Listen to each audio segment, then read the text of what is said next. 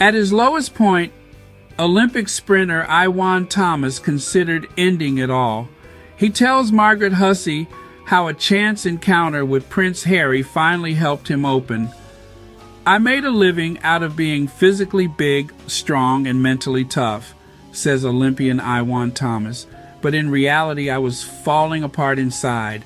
I couldn't see a way out of the self-hatred and self-loathing." In 1997, at just 23, Welsh sprinter Iwan broke the UK 400m record with a time of 44.36 seconds, remaining unbeaten until 2022. He had the world at his feet, but a series of setbacks and injuries dogged his career and led him to dark places. Now an advocate for talking openly about mental health, he wants to help others.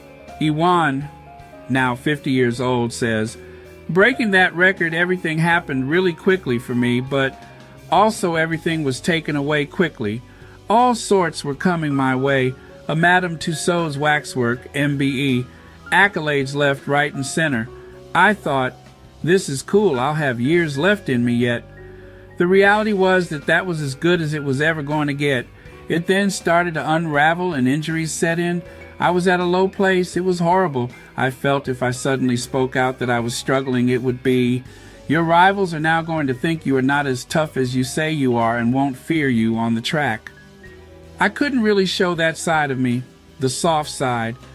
Iwan, who won silver at the Atlanta Olympics in 1996 and gold at the World Championships in 1997, kept punishing his body, hoping he would regain his form. Athletics was a lot of my identity. Without it, I felt I had nothing. Would I be important? Would people still like me? Those are all insecurities that I had. I couldn't let go of being an athlete, and I should have retired way before I did. But I kept thinking my body could hold out.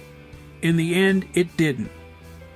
In his autobiography, Brutal, Iwan writes very movingly about how he was left sobbing, numb, unable to get out of bed. During one of his darkest times, he took a bottle of whiskey and walked to the Solent, looking into the water, wanting to disappear. "I think that was my lowest moment," says Iwan. "If I had spoken to someone about it and shared my anxieties, I would have realized, you will be all right, don't worry. Even if you are not an athlete anymore, you will find your way and be okay." I'd say to myself now, put the bottle down, you idiot, go home and tell your mom and dad they love you. Instead, he was caught up in the self-loathing, thinking, why me? Why am I injured again? It was horrible, he adds. Athletics is very black and white. The stopwatch doesn't lie. You either run fast or you don't. There's no hiding place. Eventually, in 2011, he went for counseling. I went for about a year. I felt I wasn't really getting anywhere. I remember the counselor saying, one day it will click. Everything we spoke about will make sense to you. And it did about 6 months after going. Another turning point for him was meeting Prince Harry at an event with mental health charity heads together in 2016. It was the weirdest thing. I was there flipping burgers with Prince Harry. I had never really spoken about depression or dark times. I suddenly just opened up to him. It was very bizarre, but because he was a stranger, I felt I could talk to him. He's been through so much himself, it was easy to talk to him. It opened that tin and allowed me to talk to other people. Iwan wishes he'd spoken about his mental health sooner, especially to his friends. I felt if I went to them and said, I'm struggling here, they might ask, what have you got to feel sorry about? You've got a nice house, cars, and all the materialistic rubbish that as a young man I was into. It gave a false picture of where I was at mentally. I felt they would judge me. It couldn't have been further from the truth. It's a bit of a blokey thing not to talk, but by bottling it up, you'll feel worse. It doesn't matter what you do for a living, whether you are a member of the royal family or you drive a taxi. If depression is going to get to you, it's going to get to you. Since retiring, Iwan has carved out a successful career as a broadcaster and will be covering the Olympics this year.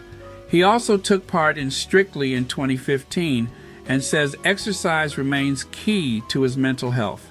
Describing himself as a fair weather runner, he goes to the gym at least 4 times a week. It's not just for the exercise, but for the companionship to talk to other people. Being a father, he has 3 sons, Teddy, 5, Dougie, 2, and Bowie, 5 months, with his partner has changed everything too.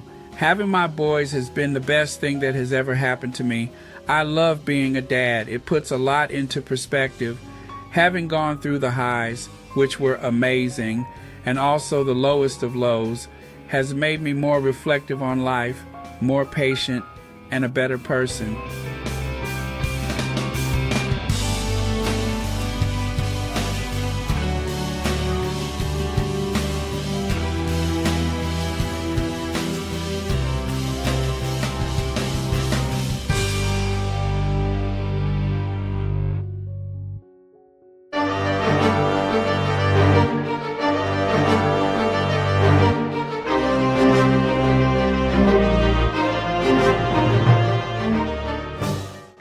Prince Harry has been announced as the recipient of the Pat Tillman Award for Service at the 2024 ESPYs for his work with the Invictus Games.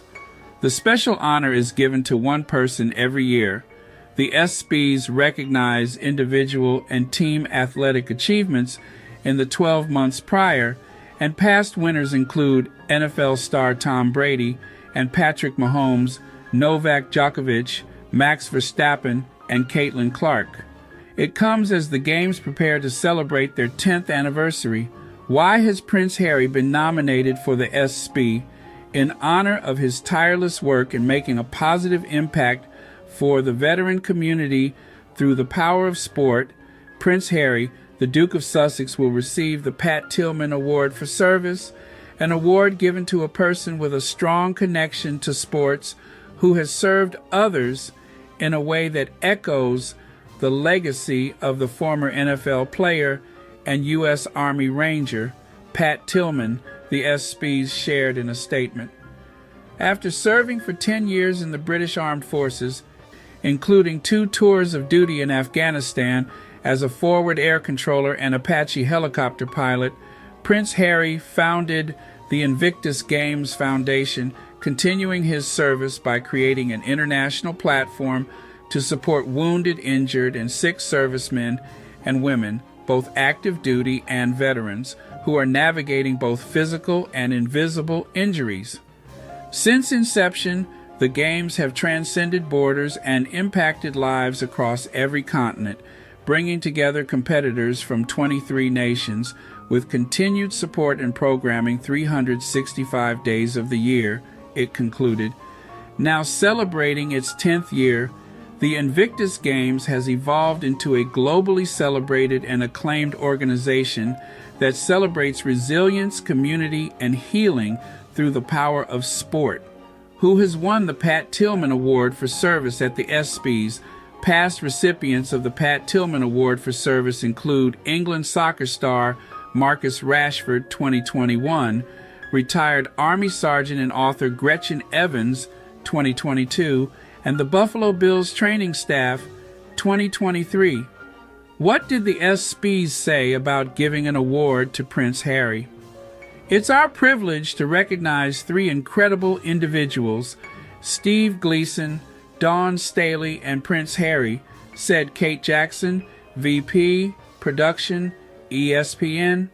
These honorees have used their platforms to change the world and make it more inclusive for marginalized and suffering communities, demonstrating incredible resilience, positivity, and perseverance, and we're thrilled to celebrate them at the 2024 ESPYs.